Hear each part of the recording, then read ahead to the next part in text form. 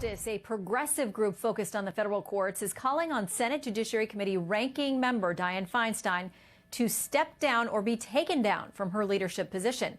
The group's director, Brian Fallon, saying, quote, she has undercut Democrats' position at every step of this process, from undermining calls for filibuster and court reform, straight through to thanking Republicans for the most egregious partisan power grab in the modern history of the Supreme Court. Let's get reaction and talk a little bit more about where we are in this confirmation process with Article 3 President, who has been supporting the Barrett nomination, Mike Davis. Good to have you back, Mike. Thank you for having me.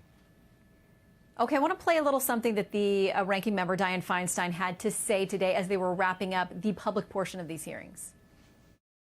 Mr. Chairman, I just want to thank you. This has been one of the best set of hearings that I've participated in. And I want to thank you for your fairness and the opportunity of going back and forth.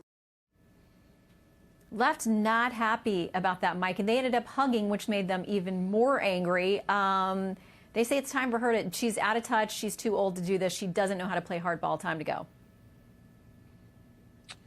Well, it's interesting. She is 87 years old. She had a primary challenge in her last election. She had a liberal challenger from the left 2 years ago, and she cleaned that person's clock. She's going to be in the Senate for at least another 4 years until she's 91 years old.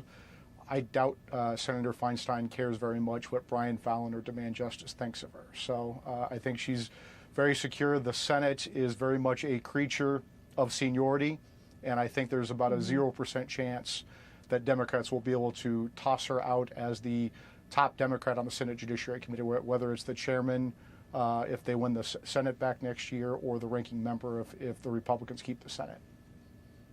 Well, I mean, they thought she was too nice to the nominee. She repeatedly complimented her on her family and how well behaved they were and how she didn't know how she managed all of this. I mean, she was, even that, I saw people on the left tweeting, like, stop being so nice and, like, let's get down to it. I mean, she's the ranking Democrat on this committee.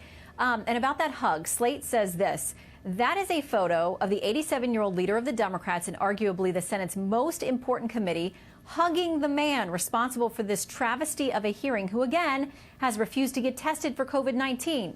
For old Lindsey Graham, sure, a maskless hug was apparently in order. He did such a good job with the hearings, after all.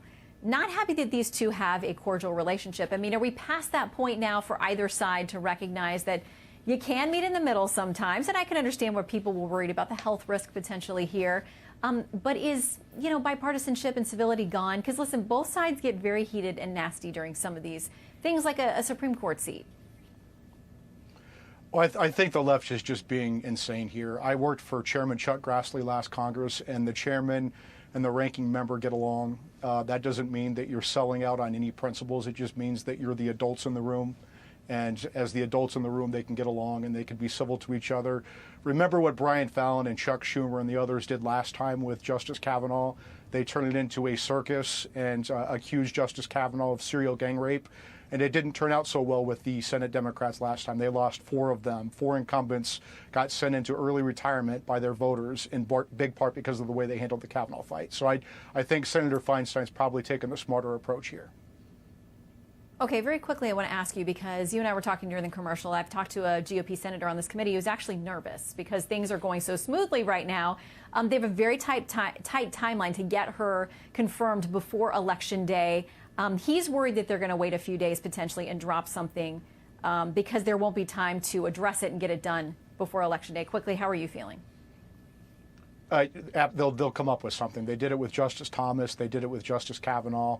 They'll come up with something. It's going to be bogus, just like it was with Kavanaugh and Thomas. But she will be confirmed by the end of the month, and she will be on the Supreme Court before the end of this month. Okay, Mike Davis, we'll check back in with you on that as this timeline plays out. Great to have you back.